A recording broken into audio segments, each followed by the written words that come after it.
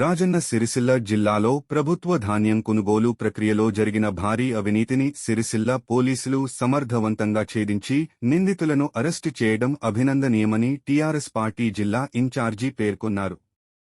నకిలీ ట్రక్ చీటీలను సృష్టించి ప్రభుత్వ ధాన్యాన్ని అక్రమంగా మళ్లించడం ద్వారా సుమారు 91 లక్షల రూపాయలు ప్రభుత్వ నిధులను దుర్వినియోగం చేసిన కేసులో 6 నిందితులను అరెస్టు చేసి పెద్ద మొత్తంలో నగదు స్వాధీనం చేసుకోవడంతో పాటు బ్యాంకు ఖాతాలను ఫ్రీజ్ చేయడం ద్వారా పోలీసులు తమ విధి నిర్వహణలో నిబద్ధతను చాటుకున్నారని అన్నారు.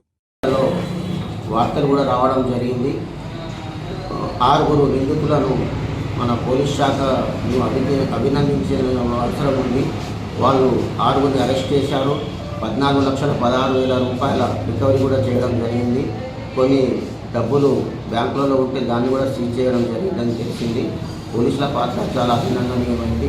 కానీ ఈ కుంభకోణము 91 లక్షలు మాత్రమే అని చెప్పి జరిగింది. కానీ 91 లక్షలు కాకుండా కోట్ల రూపాయలు 5 నుంచి 6 కోట్ల వరకు కుంభకోణం జరిగిందని మన జిల్లా ప్రజలందరూ చర్చించుకోవడం జరుగుతుంది. ఈ కుంభకోణం వలన అధికారులకు మరియు రాజకీయ నాయకులకు కూడా పెద్ద పాత్ర ఉందనే టాపిక్ నడుస్తుంది. కాబట్టి ఉన్నత అధికారులు కలెక్టర్ గారు స్పందించి ఈ కుంభకోణంలో ఎవరెవరు ఉన్నారో వాళ్ళందరినీ గుర్తించి వారిపైన కూడా చర్యలు తీసుకోవాలా చూడాలని మేము మా తెలంగాణ రక్షణ సేన పార్టీ తరఫున డిమాండ్ చేస్తున్నాం. మా కవితక్క ప్రవేశపెట్టిన పాంచజన్య పథకాలు ఏవైతే ఉన్నాయో అందులో ఉచిత విద్య, ఉచిత వైద్యం మరియు ఉద్యోగాలు, ఉపాధి, సామాజిక న్యాయంతో పాటు ముఖ్యంగా రైతుల కోసం రైతే రాజు అనే ఒక పథకాన్ని ప్రవేశపెట్టడం జరిగింది. రైతులను ఆదుకోవడానికి మా అధినేత కవితక్క ముందు ఒక పథకాన్ని నిర్వహించడం జరిగింది. రైతుకు ఎలాంటి ఇబ్బందులు జరగకుండా ఒకవేళ అక్క మన రాష్ట్రంలో ముఖ్యమంత్రి కావడానికి చాలా అవకాశాలు ఉన్నాయి. తప్పనిసరి ముఖ్యమంత్రి అవుతున్నారు.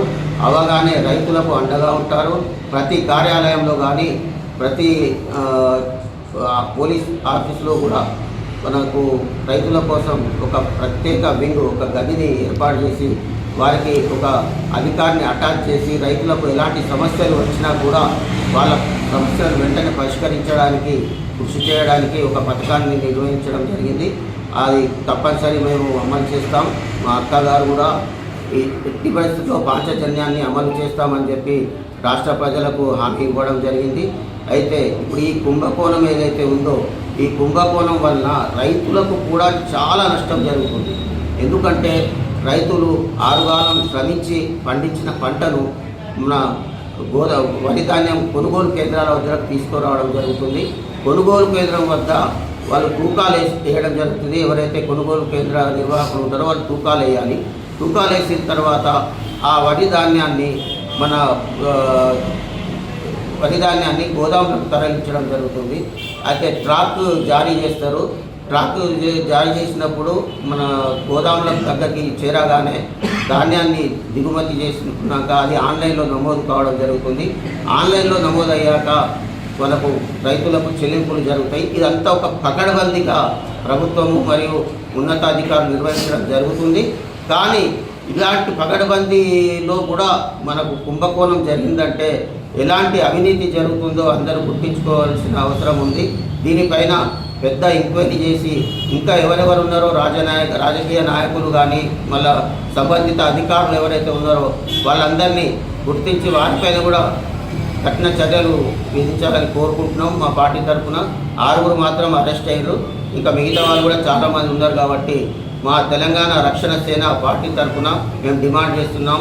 ఈ కుంభకోణాన్ని తప్పనిసరిగా బయటికి తీసి అందరినీ అరెస్ట్ చేసి రైతులకు న్యాయం చేయాలని కోరుకుంటున్నాం. జై టీఆర్ఎస్. ఈరోజు రాజన్న సిరిసిల్ల జిల్లాలోని ఏదైతే